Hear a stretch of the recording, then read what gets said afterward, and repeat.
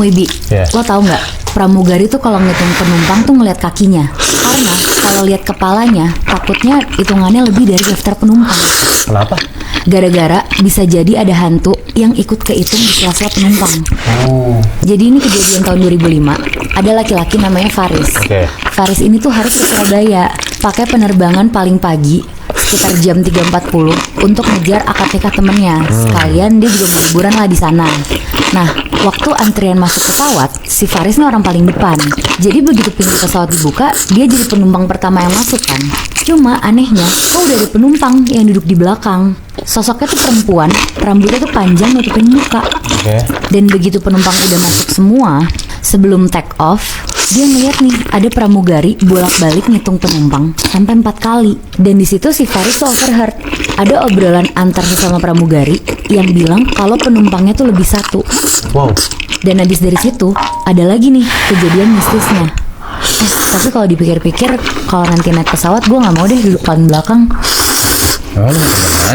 Karena gue mau terbang bareng Tos-Tos yang lagi ngadain challenge liburan gratis ke Korea. Dari biaya pesawat sampai kalau lo belum punya paspor dan visa, nanti bakal dibantu bikinin. Nah, kalau mau ikutan langsung aja ke sosial medianya Tos-Tos ya. Nah, baik banget kan Tos-Tos? Apalagi dia ada 3 variannya nih. Bentar. Yang ini ada roasted corn, ada juga Korean barbecue, yang terakhir ada nacho cheese. Nah, 3 varian ini tuh bener-bener bikin lagi semua karena chipsnya lebih gede, bumbunya lebih berasa, dan teksturnya lebih renyah dibanding tortilla chips lainnya. Oke. Jadi jangan lupa borong Tos-Tos di Alfamart, Indomaret, dan supermarket terdekat. Oke? Nah, dia lanjut cerita lagi. Oke, gue lanjut ya. Jadi setelah pramugari itu mondar-mandir, akhirnya udah nih pesawat itu take off. Dan tadi kan gue bilang kejadian mistisnya tuh belum selesai di situ. Lo bayangin nih, pas di tengah penerbangan, penumpang tuh ke-distract karena beberapa kali penumpang tuh ngedengar ada suara perempuan nyinden dari kursi-kursi depan deket kokpit. Nah, gak lama, lo tau gak? Penumpang ngeliat ada pramugari yang lagi berontak-berontak dipegang sama teman-temannya. Si pramugari ini, dia tuh berusaha nari-nari sambil nyinden. Jadi lo bayangin, ada pramugari kesurupan sinden di tengah penerbangan. Muibi, katanya kan orang kalau mendekati ajalnya ya, dia tuh kayak ada perilaku-perilaku yang aneh gitu gak sih? Ngasih tanda gitu kan. Nah, ini gue dapet cerita, kita sebut aja namanya Adi. Adi ini tuh tinggal sama bapak ibunya, dan di dalam rumahnya ini tuh juga ada eyang putrinya.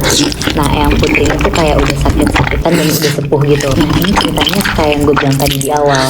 Jadi si Adi dan bapaknya lagi nonton berdua di TV sekitar jam 11 malam lah. Terus tiba-tiba eyangnya tuh keluar kamar bawa handuk, terus keluar rumah.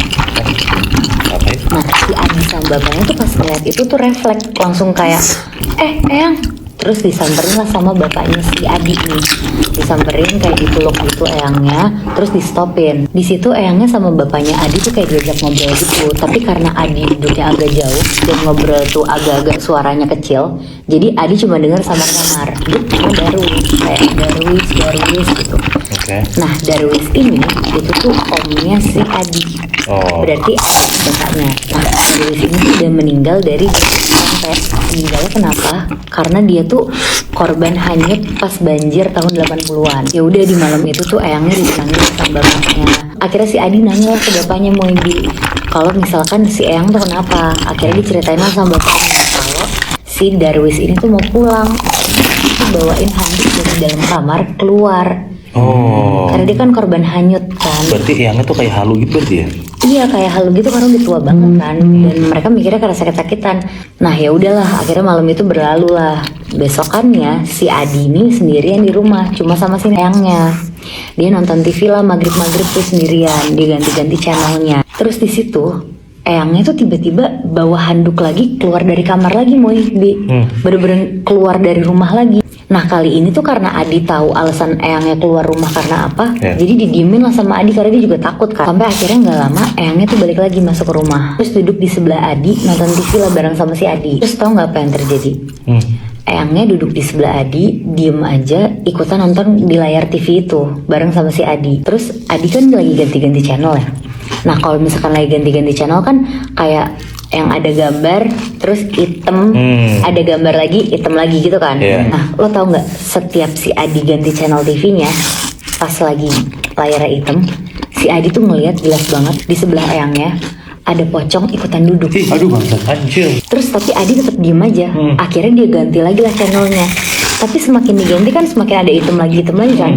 Pocongnya tuh makin jelas lagi kelihatan kalau itu tuh beneran pocong. Terus pas Adi mau ngeliat kanan pengen make sure kalau ini tuh pocong atau bukan, dia ngeliat lah, tapi nggak ada siapa-siapa, eyangnya doang. Terus pas di posisi lagi nengok ke eyangnya itu, eyangnya ini ngomong ke Adi. Dia bilang kalau nenek mau dijemput sama Darwis. Waduh anjir. Anjing, jadi itu kayak kode kalau dia mau meninggal. Bener. Dan si pocong itu bisa jadi Darwis. Bener Muy. Aduh anjing. Nah terus lo berdua tau nggak, besokannya neneknya bener meninggal. Muy Bi, kalian setuju nggak kalau salah satu museum paling angker di Jakarta itu tuh di Museum Taman Prasasti? Gue setuju lagi. Apalagi kemarin kita habis di challenge kan, Iya. sama DMS Plus sama Motorola buat uji nyali di sana. Iya, ini lo bayangin ya, kita disuruh explore area si museum itu, kita harus nge-vlog sendirian malam-malam, pakai satu HP doang, gak boleh ganti HP, gak boleh pakai powerbank sama sekali, dan kita dikasih HP ini nih. Nih handphone ini, Motorola Moto G57 Power. Kalian lihat nih vlog kita di sini. Kita mulai explore, lu bayangin serem banget. Situasinya kayak gini nih, kuburan Belanda malam-malam. Ini tuh ya, kita ngerekam vlog lama banget, tapi baterai HP kita masih aman. Gimana enggak? Baterainya nih 7000 mAh, jadi bisa ngerekam berjam-jam. Dan performa Snapdragon-nya bikin bisa rekam lama tanpa lag. Jadi cocok buat vlogger dan content creator outdoor. Dan uji nyali kelar, HP masih terus lanjut. Kita udah semalaman ngevlog kemarin, terus ini udah 2 hari. Baterainya nih masih 58% padahal udah 2 hari. Moto G57 Power ini bukan cuma buat harian, tapi buat kondisi ekstrim juga siap. Betul. Terus juga kemarin kan kita kasih pertanyaan kan. Dan buat Muibina, jawaban challenge-nya adalah Muibi. jam tangan ya. Temen gue ada yang di-endorse buat staycation di villa daerah Rancamaya Bogor. Oke. Nah ternyata villanya tuh angker. Mereka tuh kesana berenam, 2 cowok, 4 cewek. Villa itu ada 2 kamar. Nah kamar yang lebih gede itu buat cewek-cewek karena mereka lebih banyak. Tapi ada satu cewek namanya Nita. Dia tuh ketakutan banget karena di kamarnya mereka ini ada satu kursi goyang. Oke. Ya kalian kebayang lah, kursi goyang kan serem banget tuh. Jadi si Nita takut. Tapi si kursi goyangnya ini anehnya tuh berat banget. Bahkan si cowok-cowoknya ini tuh sampai nggak kuat mindahin. Oke. Akhirnya ditutup lah si kursi goyang itu pakai spray biar si Nita tuh nggak parno. Nah malamnya pas semuanya udah tidur, si Nita nih kebangun. Terus dia mau ke toilet.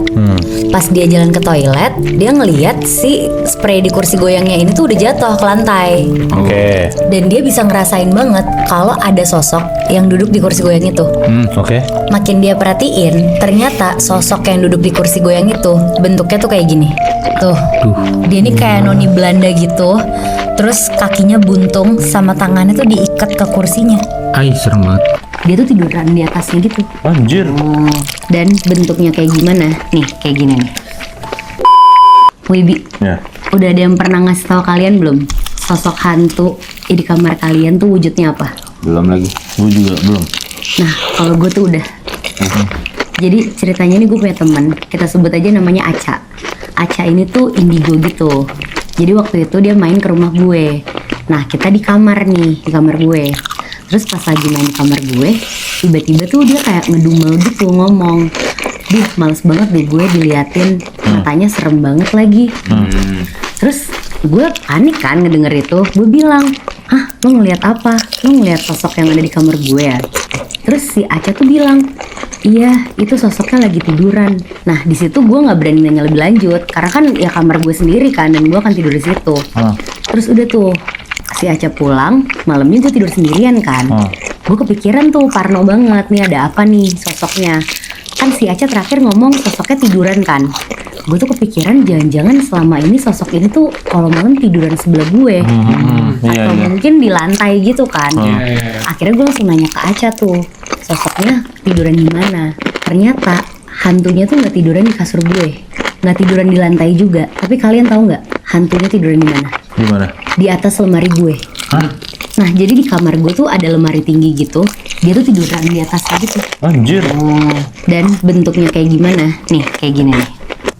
Ha ya Allah. Serem banget kan, lihat deh matanya. Si Aca kan bilang matanya serem banget kan. Ini bener-bener gak ada hitam-hitamnya sama sekali. Anjir. Oh, cuma tidur di atas lemari lu sih serem banget anjir. Ini gue